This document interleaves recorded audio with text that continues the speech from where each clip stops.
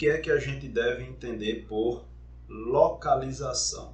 Então, localização a gente deve entender que é a posição de um determinado ponto ou objeto no espaço.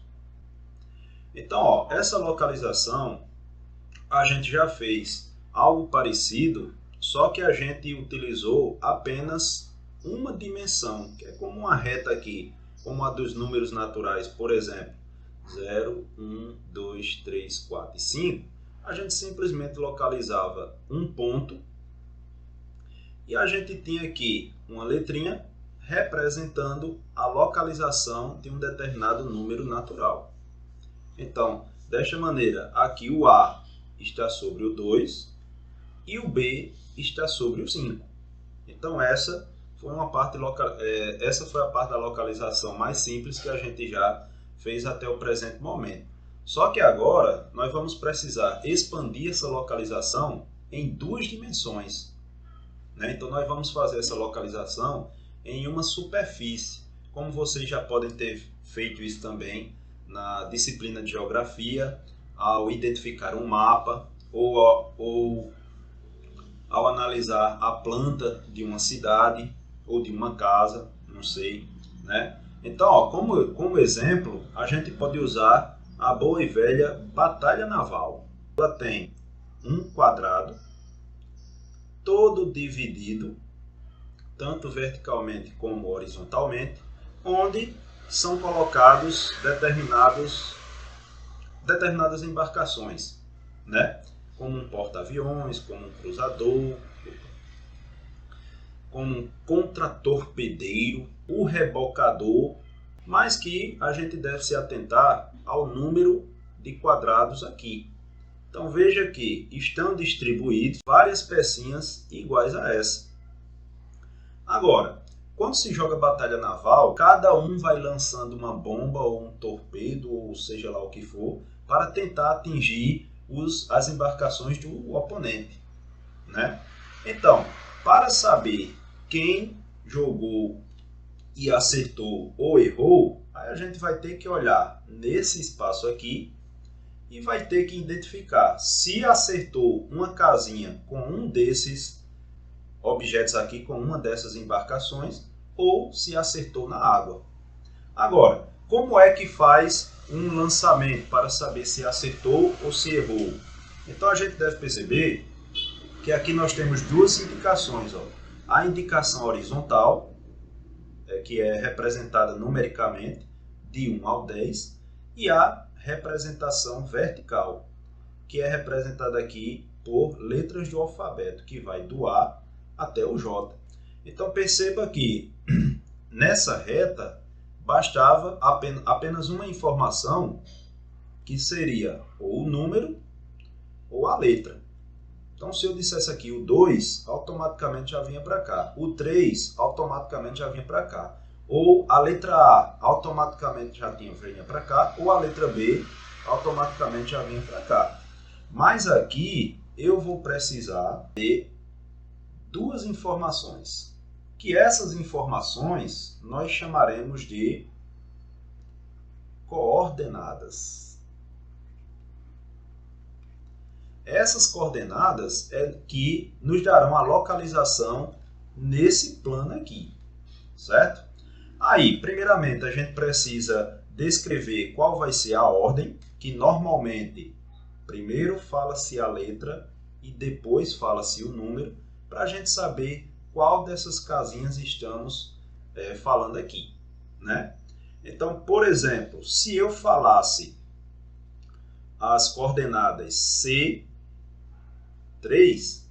eu estaria me referindo à linha C e à coluna 3.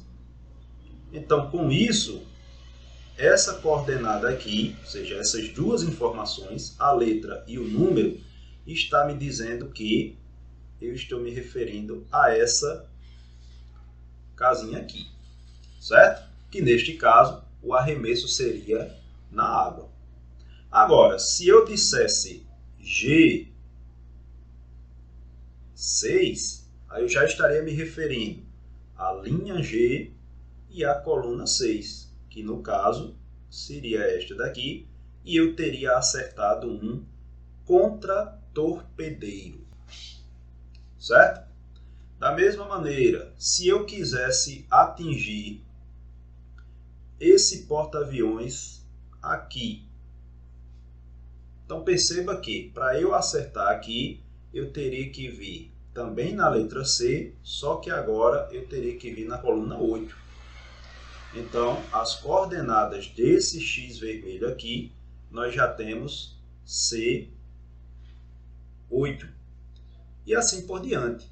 Então, pessoal, com isso, a localização se dá através dessas coordenadas. Sempre duas informações, pelo menos, justamente para a gente fazer a localização na horizontal e a localização na vertical. Beleza? O que é o plano cartesiano? O plano cartesiano, ele é um sistema de localização que foi desenvolvido por um camarada chamado de René Descartes. René Descartes foi quem estabeleceu esse sistema de localização baseado em dois eixos. Um eixo horizontal, ou seja, deitado, e um eixo vertical, que a gente poderia dizer que é em pé. Agora, essa localização ela é toda numérica. Lá, no anterior, a localização tinha a parte numérica e tinha a parte das letrinhas, né? Então não dava para a gente se confundir. Agora, nesse plano cartesiano, a gente deve ter cuidado em identificar principalmente o eixo horizontal por X e o eixo vertical por Y. Eita, e agora? Então, a localização vai se dar por dois números? Sim, mas para a gente não se atrapalhar e saber identificar corretamente qual é ou quais são os pontos nesses planos aí, nós vamos usar o que chamamos de par ordenado. Como assim um par ordenado? Primeiramente, par, porque são duas informações, do mesmo jeito lá da batalha naval. Agora, ordenado, porque a gente vai seguir uma ordem em relação a esses dois eixos. O par ordenado, ele vai ser representado sempre dessa forma aqui, ó. Primeiro, o valor de x e segundo, o valor de y. Certo, pessoal? Então, ó, se eu quisesse fazer a localização da escola, aqui nessa figurinha que eu coloquei. Se a gente quisesse fazer a localização da escola, então a gente teria que ver a escola, ela aparece aqui. Então, para fazer o par ordenado, primeiro eu tenho que ver onde está marcando no eixo X e onde está marcando no eixo Y. Então, com isso, a escola está no 6, referente ao X, e no 3, referente ao Y. Então, ela está na posição 6 e 3. Do mesmo jeito, se eu quisesse fazer a localização da praça, a praça, ela aparece aqui, ó. Em relação ao X, está no 8, e o eixo Y está no 1. Certo? Da mesma maneira, se eu quisesse fazer aqui a localização do jardim,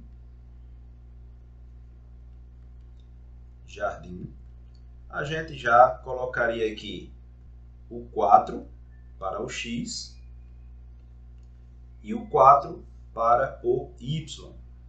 Veja que as duas coordenadas para o jardim são exatamente iguais. Então a gente deve ter cuidado não inverter essas duas coisas aqui, ó. Por exemplo, aqui